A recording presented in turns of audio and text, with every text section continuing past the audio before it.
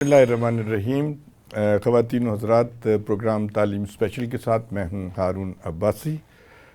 خواتین و حضرات، جیسا کہ آپ جانتے ہیں بر صغیر پاک و ہند میں ایسی نابغہ روزگار شخصیات پیدا ہوئیں جنہوں نے اسلام کو صحیح تناظر میں پیش کیا اور لوگوں کو بدعتوں اور غیر اسلامی جو رسومات سے ان سے نجات دلائی۔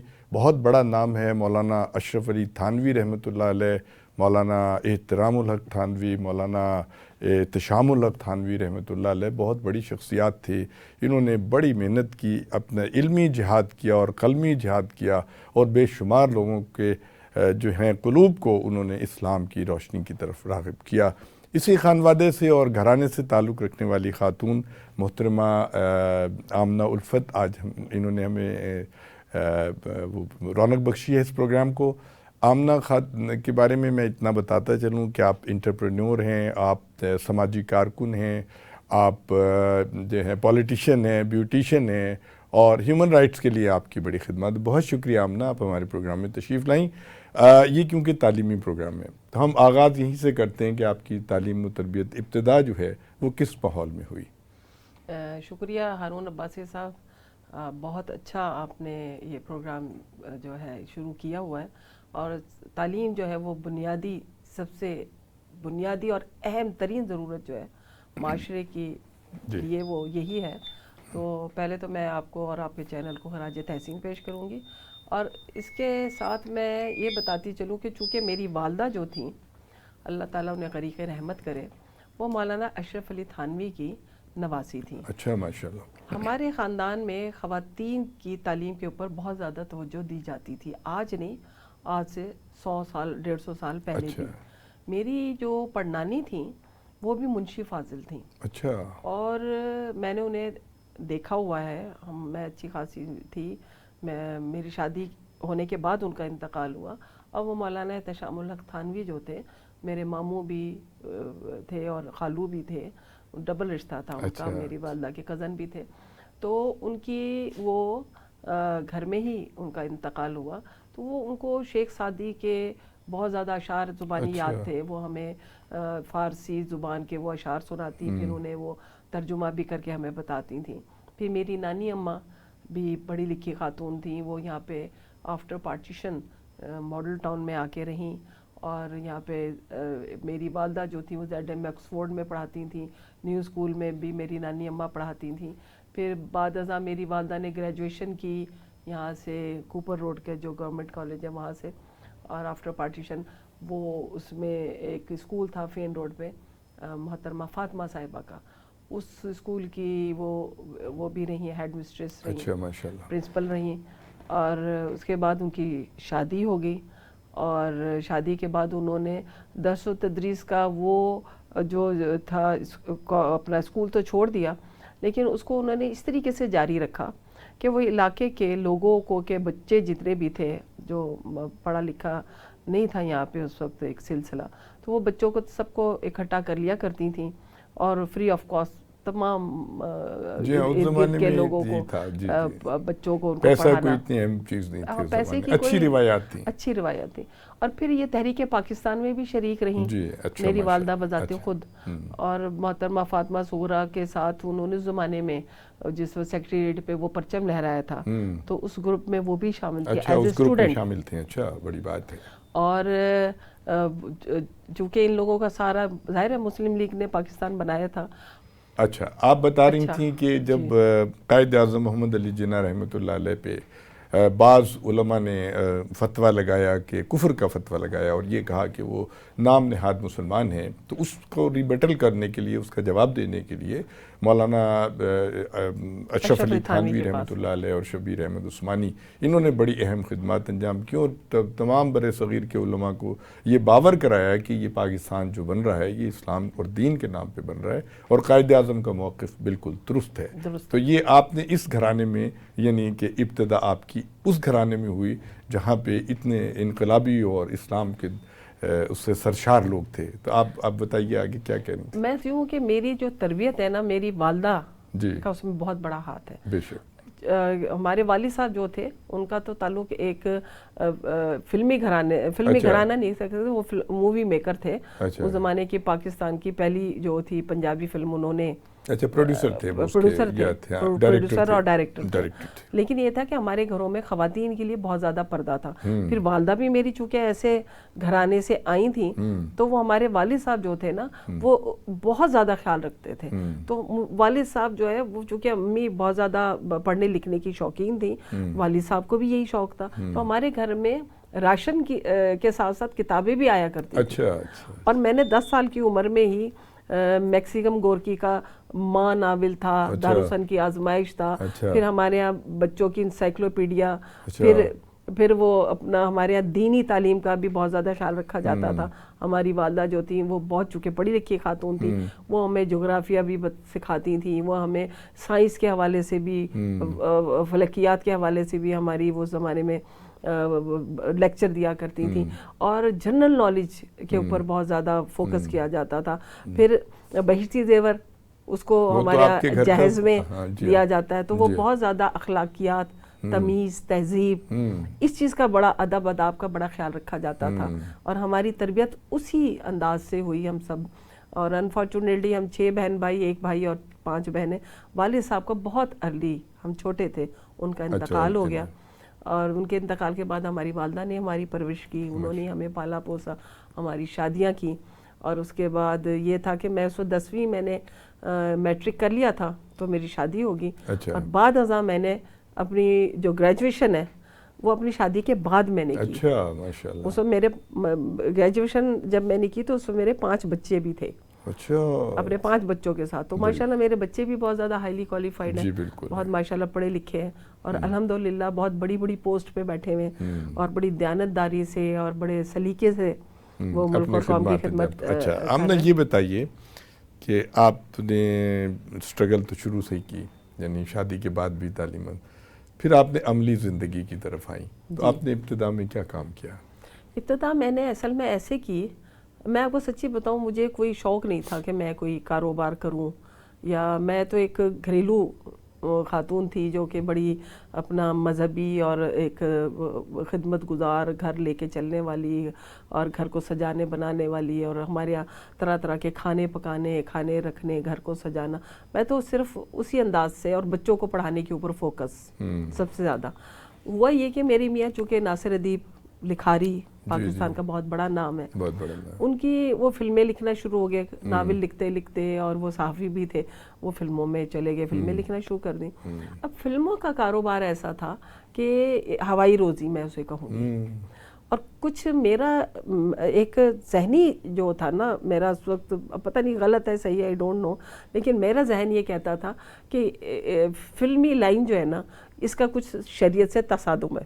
یہ میری ایک سوچ اندر تھی، کیونکہ ایک تعلیمی بیک گراؤنڈ تھا، ایک دینی گھرانے سے تعلق تھا ہماری والدہ کا، اور وہی میرے پر انفلوئنس تھا. تو مجھے ہمیشہ، اس لیے میں نے اپنے بچوں کو نا، خاص طور سے اپنے لڑکوں کو نہیں جانے دیا اس فیلڈ میں انہیں پڑھانے پہ لگی رہی. تو میں نے بھی پھر اپنی پڑھائی مکمل کی. پھر میں نے ساتھ ساتھ، جب یہ ہوتا تھا کوئی فلم ہٹ ہوئی تو جناب پیسے آ جاتے تھے، جب کوئی فلم فلاپ ہوتی تھی تو وہ پتہ چلتا تھا. اسکرپٹ رائٹر کو تو اس زمانے میں کوئی خاص اتنی پیسے نہیں ملتے تھے. ناصر ادیب صاحب کو تو بہت پیسہ ملا، لیکن وہ جو ایک مستقل آمدنی ہوتی ہے نا وہ چیز نہیں تھی. پھر ان کے اوپر اپنی فیملی کا بڑا وہ تھا کہ پوری فیملی کو بھی سپورٹ کرنا ہے، ذمہ داریاں تھیں. تو میں نے پھر اپنا ایک بوتیک بنا لیا گھر کے اندر ہی. اچھا. اس زمانے میں نیا نیا سیلون کا رواج چلا تھا، تو وہ میں نے گھر کے اندر ہی، ہماری بچیاں جو تھیں ان کو تیار ہونے کا شوق ہوتا تھا کہ ہم سیلون سے تیار ہوں، تو وہ اللہ کی طرف سے کچھ آرٹ بھی تھا، کچھ میں انڈیا چلی گئی. میری ایک بہن کی شادی جو تھی وہ انڈیا میں ہوئی تھی، تو وہاں سے وہ میں سیکھ کے آ گئی. تو وہ پھر آج سے 32 سال پرانی میں آپ کو بات بتا رہی ہوں. تو وہ پھر یہ تھا کہ لوگ پسند کرتے تھے کہ ہماری بیٹیاں جو ہیں وہ سیلون سے تیار ہوں، وہیں سے ان کے کپڑے بھی، ڈریس ڈیزائننگ بھی ہو رہی ہے.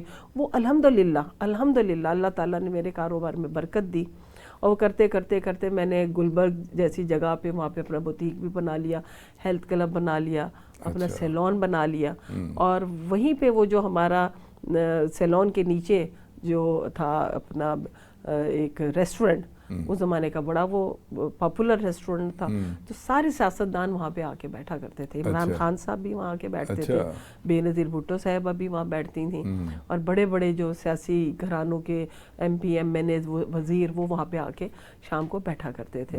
تو جس وقت جنرل مشرف گورنمنٹ آئی اور خواتین کو انہوں نے امپاورمنٹ کے لیے بل پاس ہوا, اور وہ سارا سلسلہ شروع ہوا, اور گریجویٹ خواتین کی ضرورت تھی کیونکہ اس پہ پابندی یہ تھی کہ بی اے کم از کم تعلیم ہو.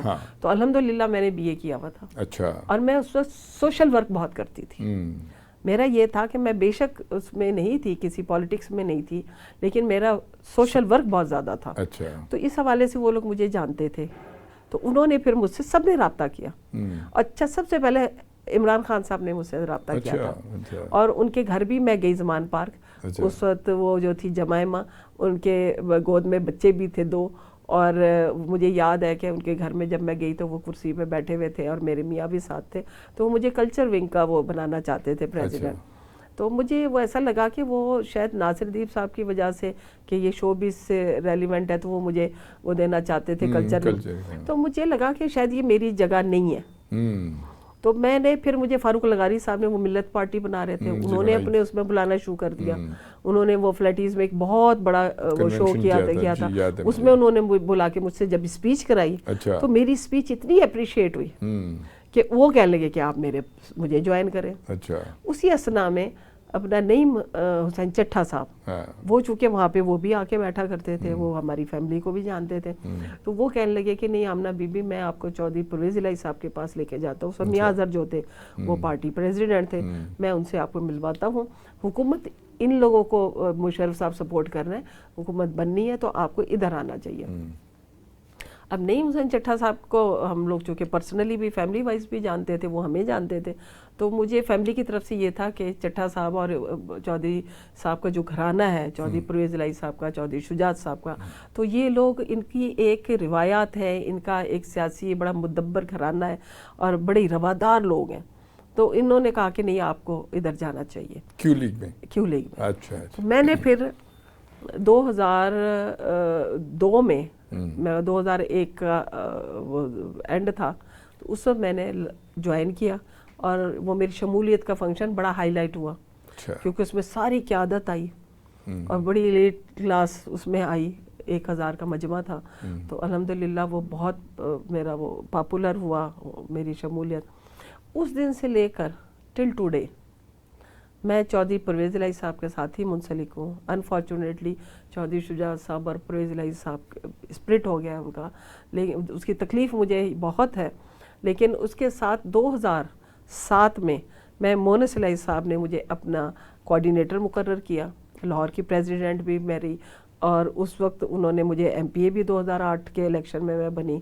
پھر اس کے بعد اب انہوں نے مجھے اپنا مشیر بھی بنایا, چودھری پرویز الہی صاحب نے ان کی مشیر بھی. اچھا یہ بتائیے, آپ ایم پی اے رہی. ہاں, ایم پی اے جب آپ رہیں تو اسمبلی کا کام ہوتا ہے لیجسلیشن کرنا, قانون سازی کرنا, اور اس میں جو اہم بات ہوتی ہے وہ یہ جو قانون سازی ہوتی ہے اس پہ عمل درآمد ذرا کم ہوتا ہے. جس دور میں آپ تھیں ایم پی اے اور اس میں بہت کچھ ہوا, تو کیا آپ سمجھتی ہیں کہ کوئی ایسے قوانین بنائے گئے تھے کہ جس سے عوام کو کوئی فائدہ ہوا؟ دیکھیں میری بات سنیں, بات یہ تھی کہ جس وقت 2002 کا جو تھی اسمبلی, اس میں خواتین کے لیے بہت کام ہوا. اچھا. اس میں خواتین نے ایسڈ تھروئنگ کے بھی بنا, پھر نکاح نامے کے اندر بھی رد و بدل کر کے خواتین کے لیے بنایا گیا. اس زمانے میں مجھے crisis centre for women in distress کا لاہور کی پہلی چیئرپرسن میں تھی. اچھا ماشاءاللہ. میں نے وہ ادارہ, وہ بلڈنگ بھی خود تشکیل دی, اس کو ڈیزائن کیا, بنایا. پھر وہاں پہ ساری میں نے جو تھی اپنا اس میں جو لوگ تھے ان کو بھی انٹرویو کر کے رکھا. اس میں ہمارا ایک پورا وہ بورڈ تھا جس میں وکیل بھی تھے, اس میں پولیس کی ڈی ایس پی اور ایس پی لیول کی خواتین بھی تھیں, اور اس کے اندر مختلف اداروں کی این جی اوز کی خواتین تھیں, اور پوری مشینری, تھانے, کچہری سے لے کر سب اس میں یعنی خواتین کے حقوق کے لیے کام کرتی تھیں یا ان کے اوپر جو ہونے والی زیادتیوں کو हाँ, अच्छा। उसमें ये था कि देखें ख़वातीन जो है वो कोई टाइम देखकर तो नहीं कोई किसी पे तशद्दुद करता, वो रात बेरात उनके साथ अगर तशद्दुद हुआ है, और तशद्दुद करने वाले कौन होते हैं? अपने ही होते हैं। जी हाँ। कहीं खामिद ने मार के निकाल दिया, कहीं भाई ने जायदाद ना देने पर लड़ाई झगड़े होते हैं। असल तो झगड़ा होता है विरासत के ऊपर। जी बिल्कुल। ठीक है, खामिद के झगड़ा वो तो एक रूटीन की बात है कि घरों में झगड़ा होता है और ख़वातीन को मारा पीटा और घर से निकाल दिया। तो अमूमन रात के वक्त ख़वातीन जो होती हैं ना वो घर से बेघर कर दी जाती है। तो हमने वो फिर जगह ऐसी रखी जहाँ पे पब्लिक ट्रांसपोर्ट जो है ना इजीली पहुंच सके। फिर वहाँ पे ये था कि उनको रात को रखने की जगह नहीं थी, तो मैं चूँकि रोटरी क्लब की चार्टर प्रेसिडेंट थी अपने क्लब की, तो मैंने फिर वहाँ पे उनके रिहाइश का बंदोबस्त किया और रोटरी की तरफ से वहाँ पे हमने पूरा एक कमरा तैयार किया जिसमें उनके बच्चों के लिए चीज़ें, उनके रात भर रहने के लिए। और फिर मैंने अपने तमाम जितनी भी मेरी टीम थी ना, उनको ये था कि 24 घंटे, क्योंकि औरत को या किसी के साथ जुल्म या तशद्दुद टाइम देख के नहीं किया जाएगा कि जी 9 to 5 आपका दफ्तर खुला हुआ उसके बाद ताला लग गया, तो ये वो तो औरतें बेघर होके आएंगी या मार खा के आएंगी रात बेरात। तो वो हमारी आया, वो हमारे जनाब जो वहाँ पे वो थे गार्ड्स वगैरह थे, उनको ये मेरा हुक्म था कि आपने जिस भी वक्त रात बेरात कोई अगर खातून आती है तो मेरा फ़ोन खुला है, आपने मुझे इतला देनी है। और मुकम्मल प्रोटेक्शन देती थी कि वहाँ पे किसी किस्म की कोई मजीद कोई गड़बड़ ना हो। क्या ये इदारा अब भी है? अच्छा, ये हुआ अनफॉर्चुनेटली। देखिए ये बहुत अफसोस का मकाम है। जैसे ही गवर्नमेंट चेंज हुई उसका नाम चेंज करके बेनज़ीर सेंटर रख दिया गया, और फिर 3 बजे वहाँ पे ताला लग जाता था। इस बात का मुझे बेहद अफसोस आज भी है कि उसको उसी पैटर्न पे चलने दिया जाता तो उसका कोई फ़ायदा भी था। अब पता नहीं वो एग्जिस्ट करता है नहीं करता उसको। देखिए मैं समझती हूँ कि जब एक जो लोगों के लिए बनाए जाते हैं प्रोजेक्ट, काम शुरू किए जाते हैं, आने वाली गवर्नमेंट को उसको ख़त्म नहीं करना चाहिए। वो या तो उसका नाम चेंज करके उसमें नई चीज़ें ऐड करते हैं या उसको ख़त्म करके एक और बेतुकासा प्रोग्राम बना देते हैं। ऐसा नहीं होना चाहिए। जो बहुत अच्छी बात की आमना आपने कि जो इदारे कायम होते हैं उसकी कंटिन्यूटी होनी चाहिए, ताकि इसका कोई ताल्लुक़ नहीं होता कि सियासी हुकूमत चेंज हो गई है दूसरी आ गई है। जो अवामी फलाह बहबूद के काम होते हैं वो तो कंटिन्यू रहने चाहिए। हम ये गुफ्तगू जारी रखेंगे और ये आमना साहिबा बड़ी इंफॉर्मेटिव बातें कर रही हैं। ख़वातीन हज़रात, आप आमना उल्फत साहिबा की बातें सुन रहे थे। वो बता रही थी कि ख़वातीन की प्रोटेक्शन का जो इदारा था उसकी ये चेयरपर्सन थी और इन्होंने उसमें बड़ी अहम खिदमत अंजाम दी हैं। जी आप क्या बता रहे? अच्छा, एक आपने जो क्वेश्चन किया था ना कि लेजिस्लेशन के हवाले से, देखिए मुझे बहुत अफसोस होता है कि हमारे यहाँ सिस्टम जो है ना उसको सही तरह समझ के और ठीक से चलाया नहीं जाता। अब MPA MNAs इलेक्ट होके अगर असेंबली में जाते हैं तो उनका काम है कानून साजी करना। मोर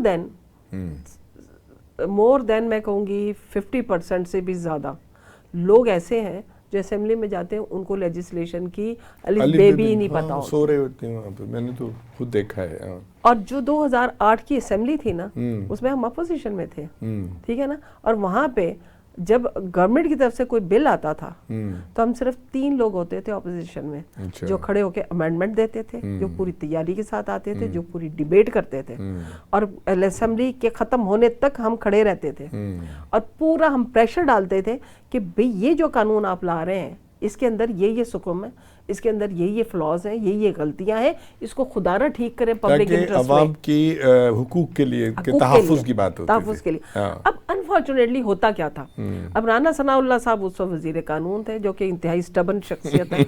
अच्छा, वो क्या करते थे कि उनकी शान के खिलाफ था कि एक बेटरमेंट के लिए हमने एक अमेंडमेंट दी है, पब्लिक इंटरेस्ट में, वो मुल्क और कौम के लिए ज़रूरी है। वो क्या करते थे, सिर्फ अपनी ज़ाती अना के चक्कर में वो उसको रिजेक्ट कर देते थे। हाँ। मुझे अफसोस इस बात का था। देखें, हम काम करने की गर्ज से गए थे, मेरा कत्तन ये नहीं था कि मैंने कोई वहाँ पे जाके कोई अपने, ना मैंने किसी पे कोई चीज़ उछाली, ना मैंने फप्तियाँ कसी, ना मैंने कोई ड्रामे किए।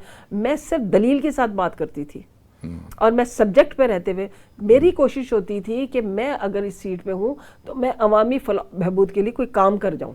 ठीक है। अच्छा, ये बताइए आमना, आप बात कर रही थी NGOs की। अच्छा, एक चीज़ मैंने और ऐड करनी। देखिए, कवानीन मैंने जाके देखा कि बहुत सारे हैं। जी, मुझे हमेशा तकलीफ कोई नहीं है।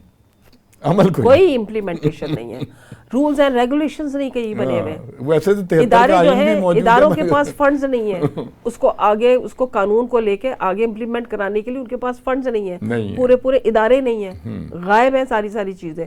اب مجھے پتا ہے اس قانون کا کیا کرنا ہے اگر اس کے اوپر امپلیمنٹیشن ہی نہیں ہے. وہاں جا کے مجھے پتا چلا کہ ہم جو سیدھی بالکل ایک معمولی سیدھی سی بات ہے، اصل چیز میں گورنمنٹ اس لیے ہوتی ہے کہ آپ کو پرسکون اور اچھا صاف ستھرا ماحول پرووائڈ کرے، آپ کی بنیادی ضرورتیں پوری کرے. ایجوکیشن میں ہم کہاں کھڑے ہیں؟ اسکولوں کی حالت جا کے دیکھیں، میں نے خود دیکھی ہے. میں نے ابھی مونسپل صاحب یہ نہیں ابھی ہوا الیکشن، ضمنی الیکشن، اس میں 158 میں کوآرڈینیٹر تھی. اسکول میں نے وہ دیکھے جہاں پہ گائے بھینسیں بندھی ہوئی ہیں، برا حال ہے. جی ہاں، بلڈنگ موجود ہے لیکن تنخواہیں پوری جا رہی ہیں ٹیچرز کو. مجھے افسوس ہوا، گندی میں بکھیاں، مچھر، گندگی کے ڈھیر، لوگ رہ رہے ہیں. خدا کے لیے صفائی ستھرائی اگر قانون بن جائے کہ کوئی شخص سڑک پہ نہ تھوک سکتا ہے نہ کچرا پھینک سکتا، فائنل کر دیں، لوگوں کو ایجوکیٹ کریں، انہیں سمجھائیں، انہیں خاص لیکچر طور دیں. پہ تعلیمی اداروں میں جو آپ بات کر رہی ہیں اس کا تو بہت اہم چیز ہے، اس میں آئندہ نسل جو بنے گی، تعلیم کے ساتھ تربیت بھی اسکولوں میں ہونی چاہیے. بالکل صحیح. لوگوں کو جینے کا طریقہ سکھانا چاہیے. اسلام سکھاتا ہے، اسلام ہمیں صرف یہ نہیں سکھاتا کہ اللہ ایک ہے اور حضرت صلی اللہ علیہ وسلم جو ہے ہمارے آخر الزمان نبی اور پیغمبر ہیں، اس کے ساتھ ساتھ ان کی تعلیمات کیا ہے؟ تربیت ہے. تعلیمات کیا ہے؟ نظام حیات ہے قرآن پاک، کہ ہم نے اپنا اٹھنا بیٹھنا چلنا پھرنا کام کرنا کھانا پکانا کھانا کھانا سارے ادب آداب، بڑے کا ادب چھوٹے کے حقوق فرائض سب سکھاتا ہے. بالکل صحیح. آپ کا چلنا پھرنا اس میں آ جاتا ہے، آپ کا کھانا کھانا آ جاتا ہے، آپ کا بیٹھنا آ جاتا ہے. بڑے کو دیکھ کے آپ نے سیٹ چھوڑنی ہے، آپ نے کس طرح سے معاشرے میں سڑک پہ کیسے آپ نے سودا بھی بیچنا ہے تو کس طریقے سے بیچنا ہے، آپ نے تولتے ہوئے کیا غلطی نہیں کرنی، آپ نے سودا بیچنے کے اصول، سودا خریدنے کے اصول، ہر چیز بتائے گئے. بالکل. تو اس کو ہم نے صرف قرآن پاک کو صرف ہم نے یہ کیا ہے کہ اس کو اٹھا کے ریل کے اوپر ہم نے اوپر رکھ دیا. بالکل صحیح. کہ اچھا یہ بتائیے کہ سرکاری سطح پہ تو تعلیمی اداروں کا بہت برا حال ہے، لیکن ایک نیا مافیا پیدا ہو گیا، وہ ہے پرائیویٹ جو ادارے ہیں، انہوں نے تعلیم بہت مہنگی کر دی ہے، جس کی وجہ سے ماں باپ بہت پریشان ہے. مڈل کلاس تو بہت ہی پریشان ہے کہ تعلیم جو چند روپوں میں ہوتی تھی وہ لاکھوں میں ہو رہی ہے. اور پھر یہ کہ کوئی وہاں سے کوئی ایسا کوئی خاص رزلٹ بھی نہیں نکل رہا، کیونکہ اس کے بعد جو ہے وہ روزگار کا مسئلہ ہے. 8 لاکھ بچے ملک چھوڑ کے اس سال چلے گئے. تو یہ کیسے یہ سب ٹھیک ہوگا؟ یعنی کیا گورنمنٹ اور پبلک کی عوام کے درمیان کوئی ایسی کوارڈینیشن نہیں ہو سکتی کہ یہ معاملہ صحیح؟ یکساں تعلیمی نظام نہ ہونے کے باعث یکساں تعلیم یعنی سلیبس ایک ہونا چاہیے. جی ہم نے اپنے ہی ملک کے اندر 2 طبقات کھڑے کر دیے. ٹھیک ہے، ایک جو پرائیویٹ بڑے بڑے اسکولوں کے پڑھے ہوئے نوابوں کی بچے ہیں، ہم کوئی بھی اسکول ٹھیک ہے نا، ایک وہ طبقہ اور دوسرا وہ طبقہ جو بیچارہ ٹاٹ پہ بیٹھا ہوا. آپ اٹھا کے پورے پاکستان کی ہسٹری دیکھ لیں، آپ کو بڑے بڑے عہدوں پہ بیٹھے ہوئے وہ لوگ نظر آئیں گے جو ٹاٹ سے پڑھ کے گئے. بالکل ٹھیک ہے. یہ بات نہیں ہونی چاہیے. میں یہ نہیں کہتی میں پرائیویٹ اسکول سسٹم کے خلاف اس لیے نہیں ہوں. دیکھیں اگر آپ کے پاس سرکاری اسکول اتنے ہے ہی نہیں کہ آپ 100% بچوں کو بیچ میں کھپت کر سکے تو پرائیویٹ اسکولوں کو آنا چاہیے، انہیں فیسیلیٹیٹ کرنا چاہیے. اللہ بھلا کرے، اللہ بھلا کرے. میں فلپینز گئی، وہاں پہ میں نے دیکھا کہ 9 بجے رات کے 9 بج رہے ہیں اور بچے اسکول بیگ پکڑے میں اور آ رہے ہیں. میں نے کہا یہ بچے اس وقت کہاں سے آ رہے ہیں جوک در جوک. پتہ چلا وہاں پہ 3 شفٹ ہوتی ہیں. میں نے یہ بات اسمبلی میں کی کھڑے ہو کے. میں نے کہا ہمارے پاس ایک بلڈنگ ہے اسکول کی، صبح سے لے کر دوپہر تک ایک شفٹ، دوپہر سے لے کر سحپہر تک ایک شفٹ، سحپہر سے لے کر شام تک ایک شفٹ. آپ 3 شفٹیں ایک بلڈنگ میں آپ کر سکتے ہیں، بڑے آسانی سے ہوتی ہیں. اور تینوں دفعہ آپ 3 مختلف وہ جو ہے بیچ میں آ سکتے ہیں، جو وہ اساتذہ ہیں، پورے کا پورا عملہ 3 مختلف شفٹوں میں 3 دفعہ 3 عملہ آ سکتا ہے. ان کو بھی روزگار ملے گا. ایک ہی بلڈنگ میں ایک ہی علاقے کے وہ سارے بچے جو اسکول نہ ہونے کی وجہ سے تعلیم سے محروم رہ جاتے وہ تینوں کے تینوں اسکول جا رہے ہوں گے. کسی کے غریب ماں باپ اگر دوپہر صبح سے لے کے دوپہر تک نوکری کر رہے ہیں, بچے کو اسکول میں نہیں بھیج سکتے, وہ بچے کو اسکول اپنی نوکری سے واپس آ کے شام میں بھیج سکتے ہیں. ٹھیک ہے, اور بچہ پڑھ لکھ جائے گا, عملہ بھی 3 دفعہ تنخواہ لے جائے گا 3 مختلف اوقات میں, 3 مختلف اوقات میں جہاں 100 بچہ پڑھ رہا تھا 300 بچہ پڑھ جائے گا. ٹھیک ہے, اور پھر بستے کا لوڈ کم کریں, ہزاروں کتابیں کو. ہونا یہ چاہیے کہ ایک اگر آپ کا اردو کا ایک سبجیکٹ ہے نا, تو ایک اس کی کتاب ہو, ایک اس کے اندر ہی آپ اس کے جغرافیہ ڈال دیں, اسی کے اندر آپ بیسک چیزیں ڈال دیں. ہم نے بچوں کو ولی دکنی سے لے کر اینڈ تک پڑھانے کا اتنا کیا ضرورت ہے؟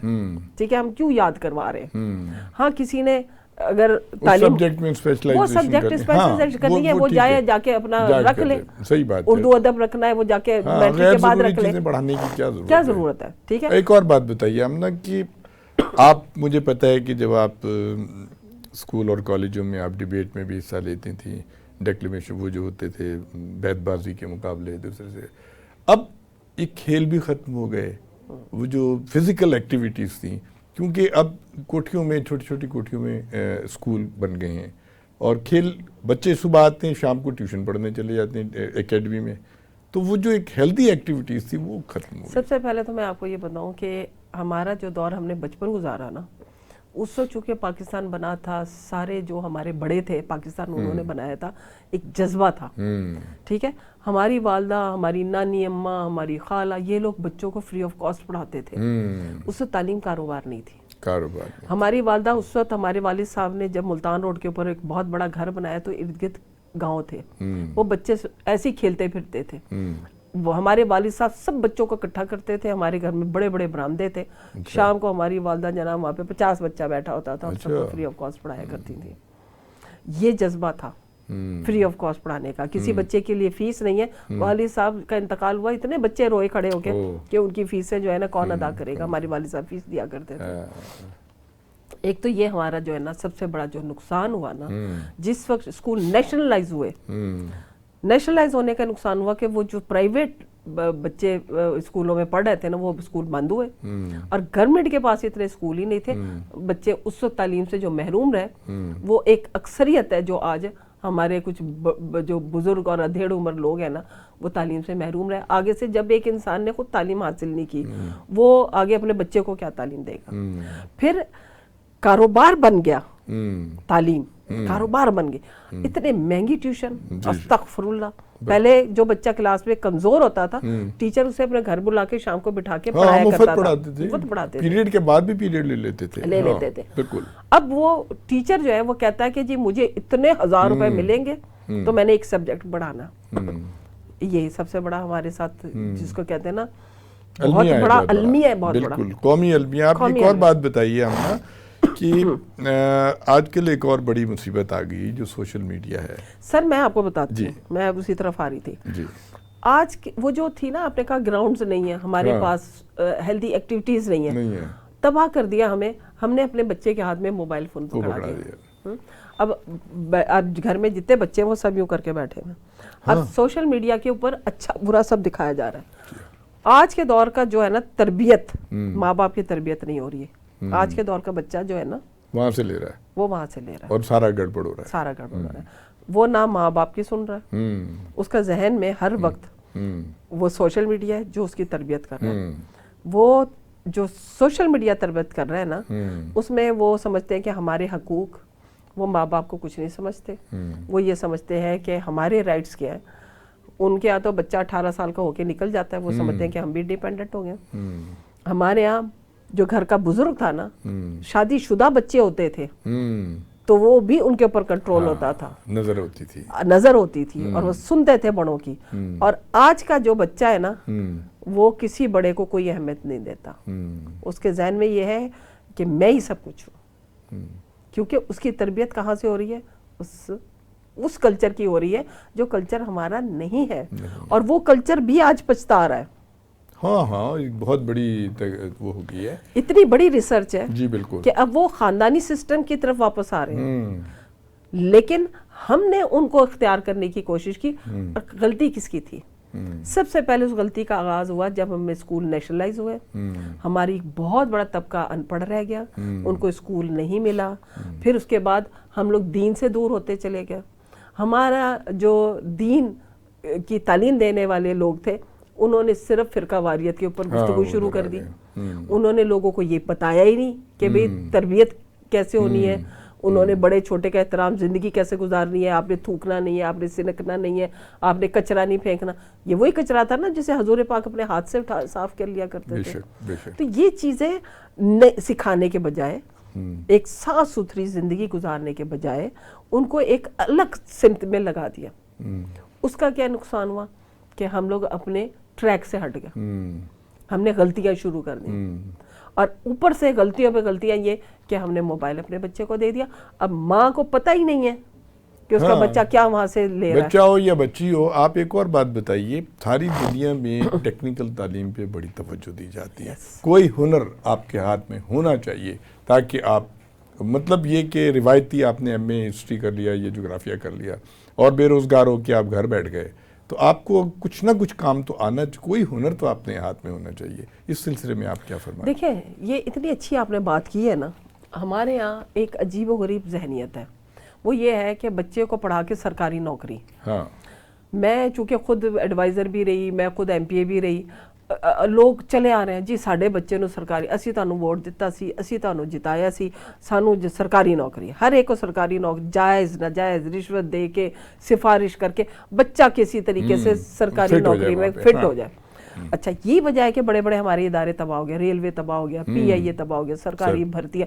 اب میں نے ایم پی اے بن کے بیٹھ, میرا کام ہی نہیں ہے کہ میں جناب, انہوں نے بلدیاتی سسٹم جو ہے حکمرانوں نے خود ختم کر دیا. سیاستدان خود بھی تو خطا وار ہیں. بالکل, انہوں نے کیوں بلدیاتی سسٹم ختم کیا؟ لوگوں کو بتانا چاہیے تھا کہ تمہاری گلی, تمہاری سڑک, تمہاری گٹر, یہ ایم پی اے کی ذمہ داری نہیں ہوتی. ہمارا فرض ہے کہ ہم آپ کے لیے قوانین بنائیں اور بلدیاتی ادارے جو ہیں وہ ڈیولپمنٹ کے کام کریں.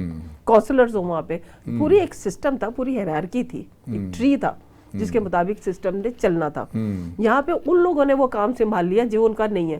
لیجسلیشن کرنا ایم پی اے کا کام ہے, نہ کہ وہ بغل میں فائلیں دبائی ہوئی ہیں, میرا اتنے بچے بھرتی کر لو, میرا فلانا کام کر دو, میری سڑک ٹھیک کر دو, مینو فنڈ دے دو. اب وہ فنڈز کے لیے مارے پھر رہے, کسی کو پتہ ہی نہیں کہ اسمبلی کے اندر بیٹھ کے ہم نے کرنا کیا. اس جو لیجسلیشن کے موقع پہ وہ حکومت جو ہے اپنی مرضی کے بل لا رہی ہے اور جناب کسی کو پرواہ نہیں ہے, اور لوگ. اچھا, ہم نے ایک اور بات بتائیے, ہمارے ملک میں جو تھانہ کلچر ہے اور جو ہمارا عدلیہ کا نظام ہے اس میں بڑی کمزوریاں ہیں. بہت کم. ایک حقدار کو اس کا حق نہیں ملتا, اور سال ہر سال جو دادا نے کیس کیا ہوتا ہے, پوتے پڑ پوتے بھی اس کو نمٹا رہے ہوتے, کام ختم نہیں ہوتا. تو آپ سمجھتی ہیں کہ عدلیہ میں ایسی ریفارمز آنی چاہیے کہ جو فوری اور سستا انصاف. معاشرے کی جو بنیاد ہے نا وہ انصاف پہ کھڑی ہوتی ہے. صحیح. اگر انصاف نہیں ہے نا تو پھر کوئی, اور انصاف صرف آپ صرف عدالت کا نام نہیں لے سکتے. انصاف تو یہ بھی ہے کہ آپ بیٹھے ہوئے اس ادارے کے آپ ہیڈ ہیں, آپ اپنے نیچے جو آپ کے سبارڈینیٹ کام کر رہے ہیں اس میں کون ہے جو کہ اپنی صلاحیت کے بلبوتے پر اوپر آیا, کون ہے جس کو آپ نے سفارشی کے بلبوتے پر رکھا ہے, کون ہے جس کو رشوت لے کے اوپر لایا گیا. یہ ہے انصاف. اب وہ یہ ساری چیزیں آتی ہیں تعلیم کے ساتھ ساتھ تربیت کے ساتھ, اور اسلام کا ایک اصولوں کا یہ سوچنا چاہیے کہ اس کے لیے ہم اللہ کے آگے جواب دہ ہوں گے. ہمیں ہرگز بھی کسی کے ساتھ بے انصافی نہیں کرنی چاہیے. اور عدالت اور کچہریوں میں جو لوگ جاتے ہیں سب سے پہلے تو گھر سے ان کے ساتھ ناانصافی ہوتی ہے کہ ایک بھائی بہن کا حق مار کے بیٹھ جاتا ہے کہ میں نے تجھے تیری شریعت کے مطابق میں نے حصہ نہیں دینا, تیرا میاں جانے تو جانے. اور میاں یہ کہتا ہے کہ میں نے تجھے حق مہر نہیں دینا, میں تجھے طلاق دے رہا ہوں. وہ اب عورت کو نہ گھر سے سپورٹ ہے نہ خاوند سے سپورٹ ہے. اب وہ اگر جا کے تھانے کچہری میں کھڑی ہوتی ہے تو اس کے بچے ان پڑھ رہ جاتے ہیں, وہ ان کو لے کے ماری پھرتی ہے, ان کو نہ بچوں نہ وہ کوئی کاروبار کر سکتی ہے, وہ کیا کرے گی. اور پھر مہنگا کتنا ہے, اور پھر زندگی بھر وہی بات ہے نا, دادے نے کیس کیا تو آج تک عورتیں اور مرد حضرات ایسے پھر رہے جو اپنے حقوق کی جنگ لڑ رہے ہیں, اور وہ بڈھے ہوں گے ان کو. ਅਗਰ वो इस चीज़ को वो कई दफ़ा कहते हैं कि ਅਸੀਂ ਨਾ ਇਸ ਚੱਕਰ 'ਚ ਪੈਂਦੇ ਤੇ ਸ਼ਾयਦ ਅਸੀਂ ਮਿਹਨਤ ਕਰਕੇ ਅਸੀਂ ਆਪੇ ਹੀ ਕੁਝ बना लेंगे। बहुत अच्छी बात की है आमना आपने। वाकई ये हमारे मुल्क का अदालती निज़ाम बहुत कमज़ोर है और लोगों के हुकूक पूरे नहीं हो रहे हैं, और फ़राइज़ में भी बड़ी कोताही है, चाहे वो जज हों, चाहे जर्नल हों, चाहे हकूक सहाफ़ी जुड़े हों। हुए हैं हम फ़राइज़ के साथ। फ़राइज़ के साथ हम बिल्कुल हकूक तभी नहीं मिलते जब आप तक- फ़र्ज़ अपना अदा नहीं हाँ, करते। अगर दयानतदारी और ईमानदारी से, जैसे कि आप फरमा रही थी कि अल्लाह ताला को जवाब देना है, अगर ये बात हमारे जहन में आ जाए तो मेरा ख्याल है माशरा बहुत अच्छा तरक्की कर सकता है। आमना, क्योंकि वक्त थोड़ा था, आपकी बहुत मेहरबानी, आपने बड़ी खूबसूरत गुफ्तगू की। ख़वातीन व हज़रात, मैं आपसे इजाज़त चाहता हूँ। हारून अब्बासी मेरा नाम, और मैं प्रोग्राम तालीम स्पेशल के साथ आपका शुक्रिया अदा करता हूँ।